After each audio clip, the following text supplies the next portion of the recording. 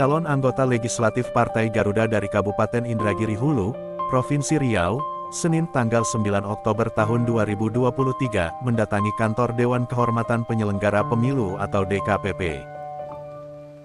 Calon anggota legislatif bernama Jasriyadi itu datang untuk melaporkan 8 pimpinan dan anggota KPU serta Bawaslu Kabupaten Indragiri Hulu, dan pelaksana harian Ketua Bawaslu RI Herwin J. Hamalonda. Pimpinan dan anggota KPU dan Bawaslu Kabupaten Indragiri Hulu yang dilaporkan adalah Ketua KPU Kabupaten Indragiri Hulu Yeni Meirida, Anggota KPU Kabupaten Indragiri Hulu Ronaldi Ardian,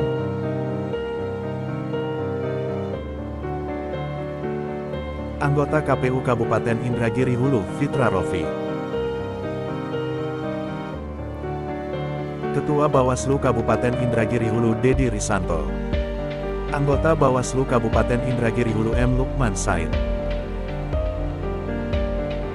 Anggota Bawaslu Kabupaten Indragiri Hulu Said M. Afandi, dan Anggota Bawaslu Kabupaten Indragiri Hulu Salestia Deni.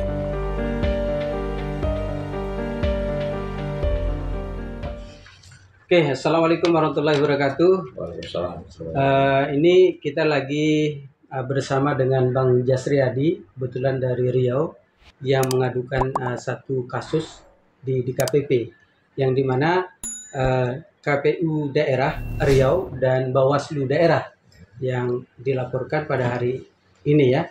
Di sini ada channel kita banyak sekali yang tayang, ada Fabipa TV, ada Wan Kawan TV One, kemudian SC Channel, ada M Rohman, ada Mimbar Tub, ada Salwa, ya banyak ini kereta keroyokan ya. Jadi Bang Jasriyadi, ini hari kan kita hadir ya pada hari Senin tanggal 9 di DKPP, dan tadi seperti apa pelaporannya? Silakan.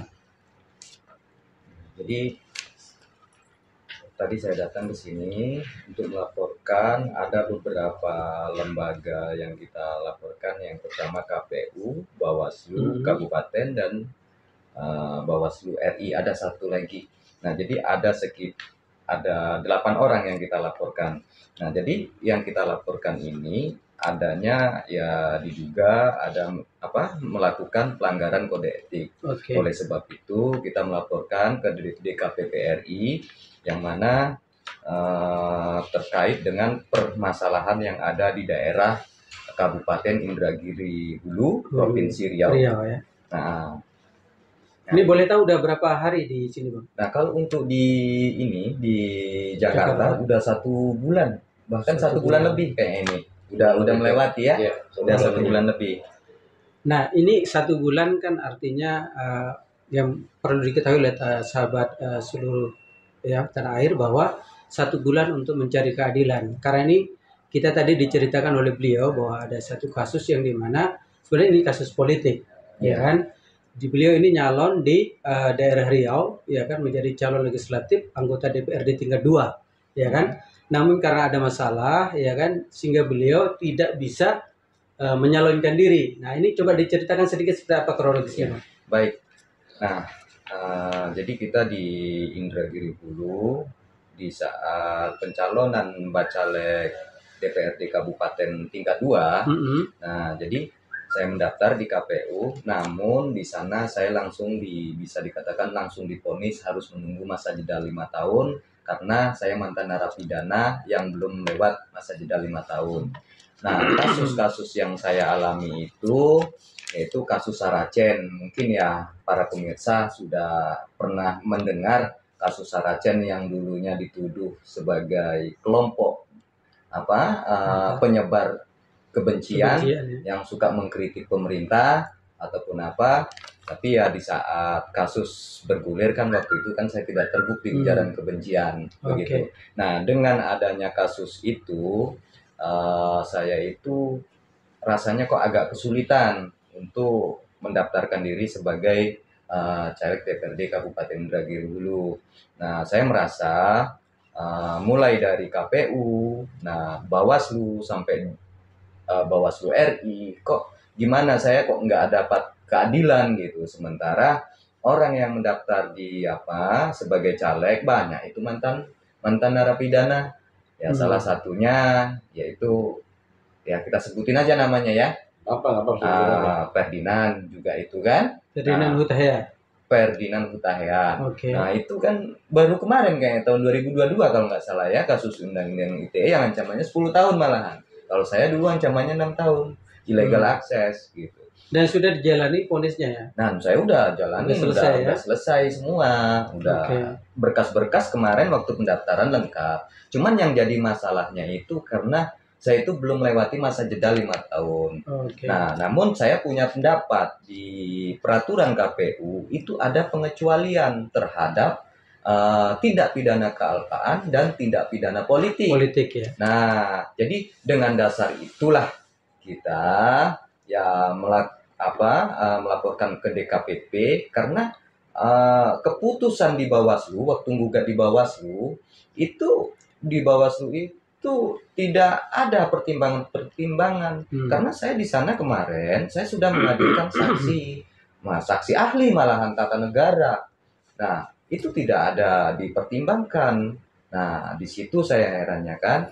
Nah ketua Bawaslu di sana yang menganggap saya harus menunggu juga 5 tahun begitu. Artinya gini Bang Jasri, berarti ini yang dilaporkan adalah sekali lagi KPUD dan Bawaslu, ya kan? Iya. Nah tadi kan sudah diterima nih Bang.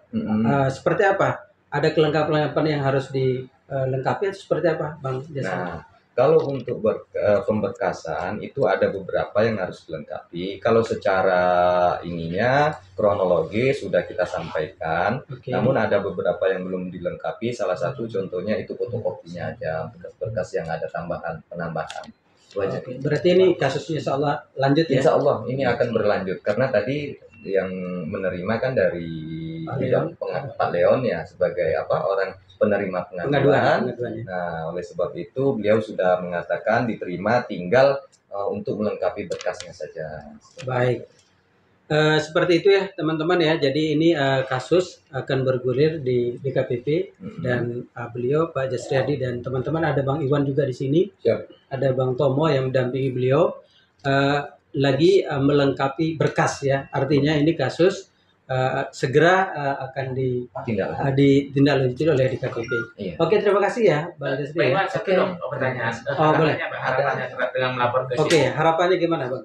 Harapan kita yang pertama itu ya untuk pemangku jabatan yang di Bawaslu ataupun KPU ya seharusnya mempertimbangkan apa yang sudah saya ajukan dan bisa menerima saya sebagai calon anggota dewan di sana. Karena itu baru sifatnya administrasi ya, pendaftaran. Jadi belum pemilihan lagi. Kok udah kayak dijegal gitu. Nah, harapan saya juga harus bisa ikut lah dalam kontestasi demokrasi kita ini. Ya kalaulah seandainya saya dijegal, tentunya itu kan sudah bertentangan dengan undang-undang kita. Seperti itu ya kan. Nah, artinya menghambat saya punya hak untuk dipilih, ya kan? Ya kan? Nah, jadi dengan adanya tindakan-tindakan yang sebelumnya itu serasa hak politik saya dicabut begitu. Itulah dengan adanya itu kita melakukan pengaduan ke DKPP. Oke. Sudah cukup teman-teman. Motivasi untuk kenapa ikut caleg kan katanya kan atas permintaan warga. Iya. Silakan. Nah, jadi begini. Saya ikut nyalek ini sebenarnya saya prihatin untuk daerah kita yang pertama ya. Awalnya saya tidak ingin maju di tahun 2024. Berhubung ini di sana tidak ada yang yang perwakilan dari daerah saya itu pesisir ya? Khususnya pesisir ya, kita daerahnya pesisir. Nah jadi masyarakat di sana juga alhamdulillah mendukung, walaupun saya mantan narapidana justru mereka antusias dengan adanya kasus saya dulu itu. Ternyata bukan negatif pandangan mereka, justru malah positif. Ada loh sosok putra daerah dari pelosok berani maju seperti itu, apalagi ini bisa dikatakan ya mungkin kalau dari daerah mungkin nggak beranilah ke DKPP kan begitu mungkin ya kan. Tapi karena ini kita dorongan dari masyarakat mengharapkan adalah sosok yang bisa dijadikan wakil anggota dewan di sana. Oleh sebab itu dengan semangat itu saya maju ke DKPP. DKPP. Pak, calon legislatif ya. Yaitu. Oke, cukup teman-teman ya. Oke, terima kasih ya. Ini perbincangan kita dengan Bang Jasriadi, calon legislatif yang ada di daerah Riau, ya kan. Mudah-mudahan apa ikhtiar beliau di DKPP, ya kan, segera dikabulkan dan mendapatkan titik terang ya. Oke, terima kasih Bang Iwan ya, Bang Jasriadi. Oke, assalamualaikum warahmatullahi wabarakatuh.